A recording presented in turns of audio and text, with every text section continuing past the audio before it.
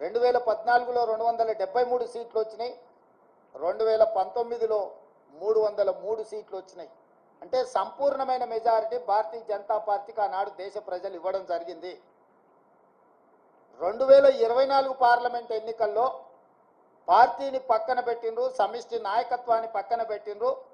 Modi guarantee అని చెప్పి ఏక వ్యక్తి నాయకత్వంలో ఒకే ఒక వ్యక్తి, అది మోడీ గ్యారంటీ అని చెప్పి ప్రజల దగ్గరికి వెళ్ళారు.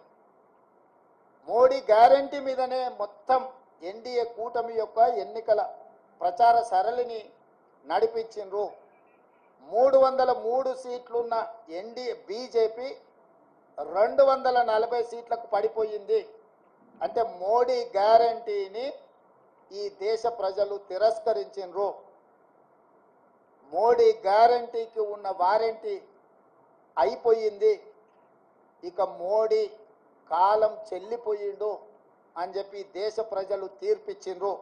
దానికి సంబంధించి ఈ ఎన్నికల్లో బీజేపీకి ఎన్డీఏకు 42.9% ఓట్లు వస్తే ఇండియా కూటమికి 41.1% ఓట్లు వచ్చినాయి. దాదాపుగా సరి సమానంగా ఓట్ల శాతం వచ్చింది.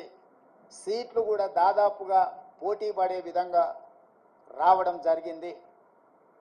జాతీయ రాజకీయాలలో నా విశ్లేషణ, నా డిమాండ్ ఒక్కటే.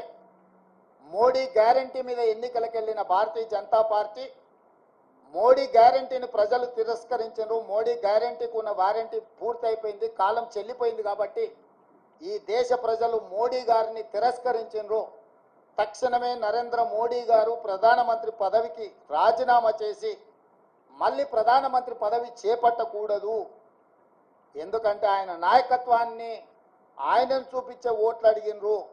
ప్రజలు ఆయన నాయకత్వాన్ని, ఆయన గ్యారంటీని తిరస్కరించారు. కాబట్టి 140 కోట్ల ప్రజల యొక్క తిరస్కారానికి లోనైన నరేంద్ర మోడీ ప్రధానమంత్రి పదవి చేపట్టకూడదు. ఇది 4 కోట్ల తెలంగాణ ప్రజల తరఫున కాంగ్రెస్ పార్టీ నాయకుడిగా నేను డిమాండ్ చేస్తున్నా. సరే, ఎన్డీఏ కూటమిలో ఇంకెవరైతారు? ఎన్డీఏ కూటమికి మెజారిటీ వచ్చినప్పుడు వాళ్ళు ఏం నిర్ణయాలు తీసుకుంటారు పక్కన పెడితే, మోడీ గ్యారంటీ మీద ఏక వ్యక్తి చూపించి మీరు ఓట్లు ప్రజల దగ్గరికి వెళ్తే ఆ ఏక వ్యక్తిని ప్రజలు తిరస్కరించారు. కాబట్టి భారతీయ జనతా పార్టీ నరేంద్ర మోడీ గారిని రాజీనామా అడగాలి, రాజీనామా చేయించాలి.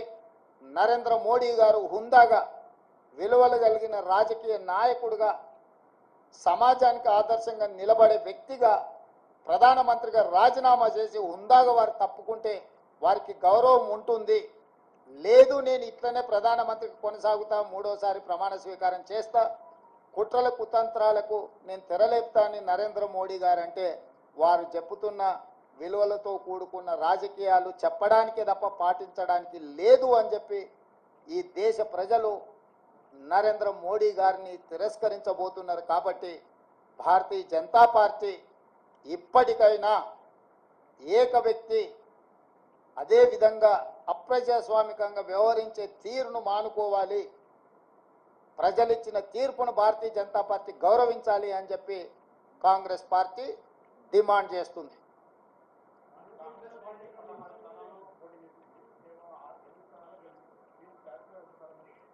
కాంగ్రెస్ పార్టీ 17 స్థానాలలో పోటీ చేసింది, 16 కాదు.